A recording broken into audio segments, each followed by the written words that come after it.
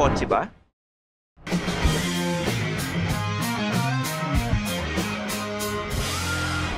Feel kotse na. Iba-iba tayo ng background pagdating sa driving. Ang ilan ay nag-driving school habang ang iba ay nagpaturo sa kakilala, mga magulang, kamag-anak, kuya at ate. Pero kahit saan ka pa natuto, darating ang panahon na parang masyado ka ng kampante sa pagmamaneho. Hindi mo naisip ang ibang ginagawa mo ay alanganin na at minsan delikado pa nga.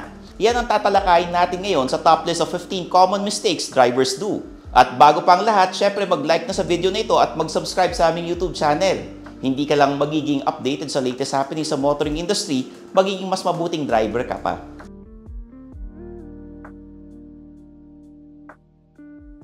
Number 1, cutting corners. Hindi lang mga tamad na empleyado ang mahilig mag-cut ng corners. Ang cutting corners ay yung pagliko agad kapag nasa intersection ka, especially kapag pakaliwa. Dapat kasi aabot ka sa gitna ng intersection or sa X ng yellow box bago ka lumiko. Pero kadalasan, marami ang lumiliko na agad dito. Kung 2 lanes ang pakaliwa ng intersection at nag-cut ang nasa outer lane, maiipit ang nasa leftmost lane dahil mawawalan siya ng space. Sabi nga ni Fernando Alonso, all the time you have to leave a space. All the time you have to leave a space.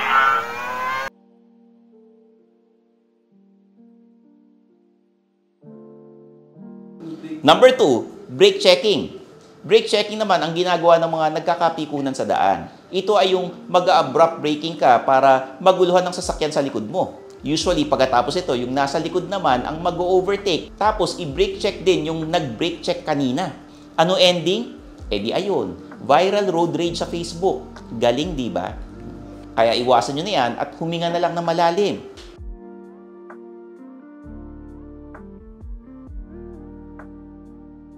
Number 3, hazard lights during heavy rain. Ito naman ang gawain kapag malakas ang ulan at medyo malabo na ang kalsada. Matandang bad habit na talaga ito at dapat matigil na talaga. Hindi nyo kailangan mag-hazard kapag malabo ang kalsada, thinking na para mas makita kayo. Kaya nga naka-LED taillights na ang karamihan sa mga sasakyan ngayon kahit mga entry level. On nyo lang ang clearance lights nyo, mag-on na din ang taillights sa likod kahit di nakaapak sa brakes. Yun lang yun mga ma'am sir. Bakit masama ang hazard light habang tumatakbo ng zero visibility? Paano kung may nasiraan sa daan tapos nag-hazard sila? Iisipin ng iba, tumatakbo pa rin sila, so ayun, bangga. And kapag naka-hazard lights ka, hindi alam nung nasa likod or ng kasalubong mo kung liliko ka. Delikado yun, kaya itigil ninyo yung pag-hazard na yan.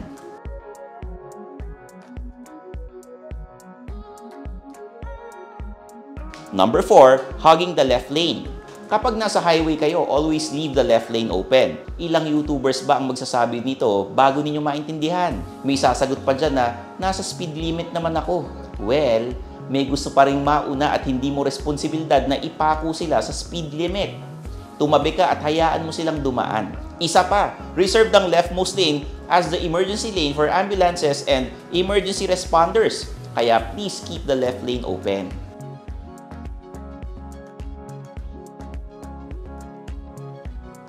Number 5, using bicycle lanes. Maraming hater yung bicycle lanes dahil pinaliit daw ang kalsada. Well, newsflash, wala kayong magagawa dahil sa pandemic marami ang nagbabike para makapunta sa kanilang mga trabaho at iba pang kailangang puntahan. Unlike mga kotse, walang proteksyon ng mga bikers at di tulad ng mga nakamotor. Walang kapasidad ang mga bikers makipagsabayan sa bilis ng mga sasakyan. Kaya kailangan nila ng bike lanes at lalo na protected bike lanes para hindi sila nasisingitan at kampante sila na ligtas sila. Kaya kayo, huwag niyong gagamitin ng bike lanes habang umaandar o as a parking space sa gilid ng daan. Kung walang parking space ang pupuntahan ninyo, humanap kayo ng ibang lugar na mapaparadahan. Hindi rin yan overtaking or turning space para sa sasakyan, okay? Bike lane nga Bike. Okay, next.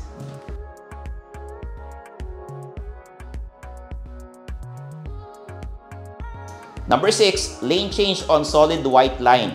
Ito, hindi na masyadong pinapansin sa dami ng solid white line sa city. Pero madalas may ganito sa mga turns at intersection.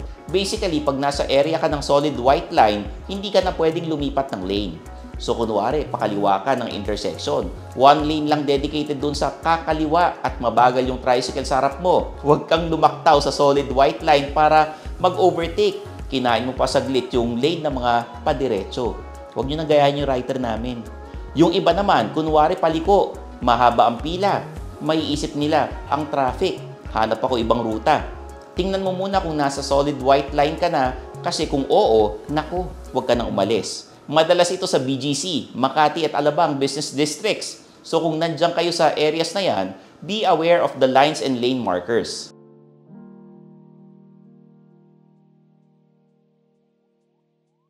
Number 7, racing the yellow light. Look out! What are you doing?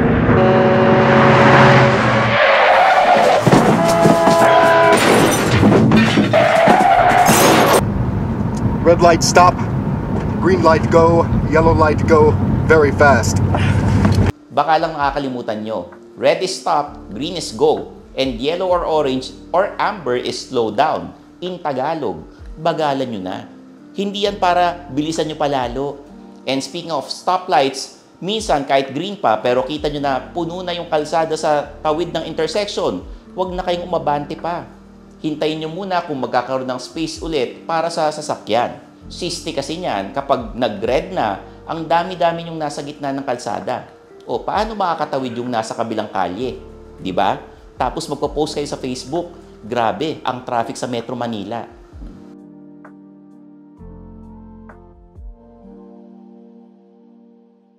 Number 8, blocking pedestrian lane. Ang kalsada ay hindi lang para sa mga kotse. Para din yan sa mga bisikleta at mga tao.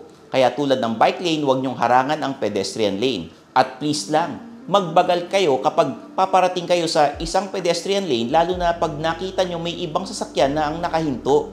Common courtesy yan. Again, hindi lang para sa sasakyan ng kalsada. Road sharing is caring, mga ma'am sir. Don't be road.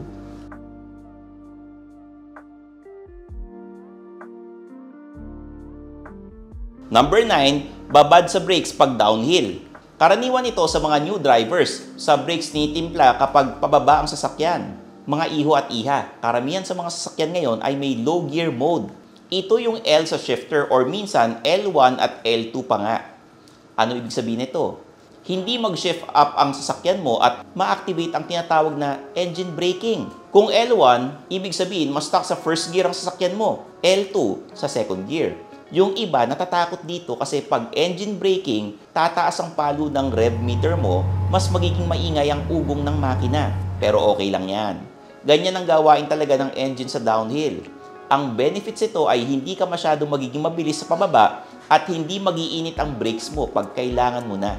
Kasi ang brakes na sobrang init, hindi nakakagat at aksidente ang magiging ending mo doon. Magtiwala ka sa engine braking ng kotse mo.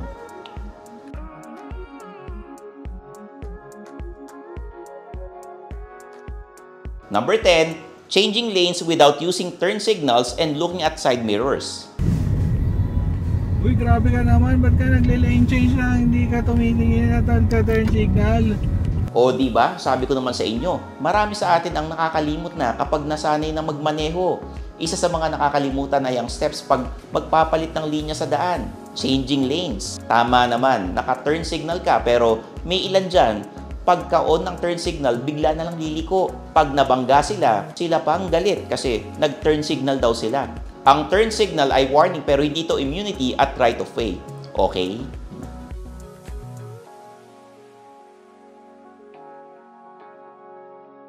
Number 11, not allowing lane changes. Katandem naman ng number 10 ang nandito sa number 11. Madalas ito pag traffic. So, nag-turn signal ka. Tumingin ka sa side mirror mo, nakita mo may enough space at yung kasunod na sasakyan safe distance away at di umaandar. So liliko ka at titingin sa harap tapos sunod na silip mo sa side mirror, nandyan na yung sasakyan. Full busina sa'yo at ikaw pa ang mali. Madalas yan mangyari sa Metro Manila lalo na pag crawling traffic. Naku, tigil-tigilan nyo na yan. Lane change lang ayaw pa pagbigyan. Kala mo naman dagdag ng 1 minuto sa kanya pag nakapasok ng kotse sa linya.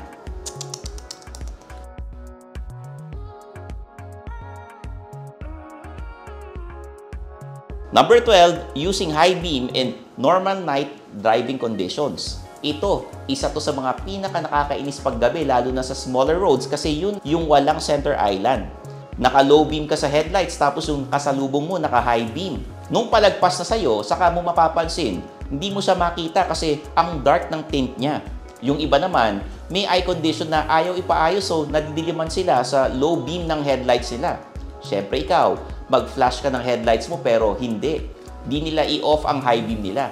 Kung nadidiliman kayo sa low beam ninyo, baka oras na para magpa-LED kayo at proper adjustment. At dun sa mga naka-high beam dahil naka-dark tint, magpatingin na kayo. May sapak na kayo sa ulo eh.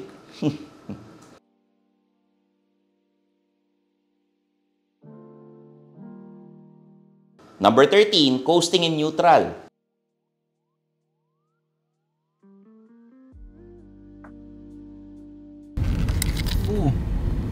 Neutral ka. Matagal na gawain ito lalo na nung uso ang mga manual. Sabi-sabi kasi nakakatipid daw sa gas kapag nasa neutral, lalo na kung mga pababa or papunta ka na sa stoplight at hihinto. Pero may drawbacks ang gawain na ito. Una, hindi naman siya talaga nakakatipid sa gas. May electronic control unit na ang mga makina ngayon kung saan nadidetect nila kung downhill ka or hindi ka na nakaapak sa throttle or accelerator. Pag ganito, ititigil na din ng ECU ang pagbuga ng gas ng mga fuel injector. Pangalawa, lalong makonsumo sa gas ang pag-neutral habang umaandar. Nadidisconnect kasi sa makina ang gulong so para manatiling buhay ang makina, maya't maya magbubuga ng gas ang injectors para ma-maintain ang idling state ng engine. Kung nag-shift ka na lang into gear, di yung takbo ng gulong mapupunta sa makina at tulad ng sabi ko kanina, mamamatay naman ang pagbuga ng injector so matipid pa rin sa gas.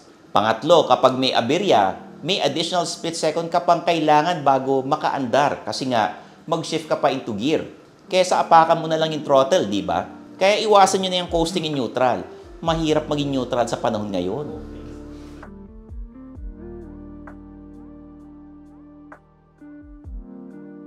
Number 14, not checking your tires. Another common rookie mistake. Hindi kasi pansinin ang gulong so yung iba, maneho lang ng maneho tapos magugulat, kalbong-kalbo na pala ang gulong nila. Minsan naman, magtataka sila bakit madulas. Yung pala, yung inner part, kalbo na. Yung sa bungat, hindi pa. Anong ibig sabihin nun? Hindi aligned ang mga gulong nyo. May video na kami tungkol dyan on how to check your tires. Aside sa pagpapahangin, kailangan tingnan mo ang kondisyon ng gulong mo at least every month.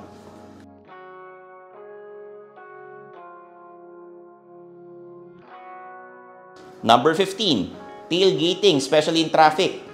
Ito ang isa sa mga gawain din pag traffic. Mga ayaw magpasingit kahit sa tao. Didikitan nila yung sasakyan sa harapan nila. Yung iba mas malala, tailgating kahit mabilis sa highway. Ginagawa nila yon para subliminally sabihin sa'yo na tumabi ka, dadaan ako at mas mabilis ako. Pero mga kababayan, yan ay delikado. Pag nagka-aksidente sa harap at kailangan huminto agad, wala kayong espasyo para makapreno. Instant bangga ang aabutin ninyo. Kaya please lang, tigilan na yan at maging mas kalmado sa daan. At yan ang 15 common mistakes drivers do. Tanda na mga ito para hindi kayo mag-viral sa Facebook at di masabihan ng kamote on 4 wheels. I'm your host Stanley Siang, yung senpai ng turbuhan na pinapaalala sa inyong lahat na i-follow kami sa aming mga social media accounts at ang target namin, 400,000 subscribers before the end of the year. Kaya ano pang hinihintay nyo? Mag-subscribe na kayo. Follow nyo rin ako sa mga social media accounts ko at makinig ng aking podcast, Underpaid with Stanley Chi, sa Spotify and Apple Podcast. So paano ba yan? Kita-kits tayo sa next video, dito lang sa Philcoche. Bye-bye! Thanks for watching. For the latest news, reviews, and anything you want to know about cars and car ownership, visit philcoche.com. Follow us on YouTube, Facebook, Instagram, and Spotify para hindi ka huli sa usapan. Tandaan, kotse ba? Philcoche na!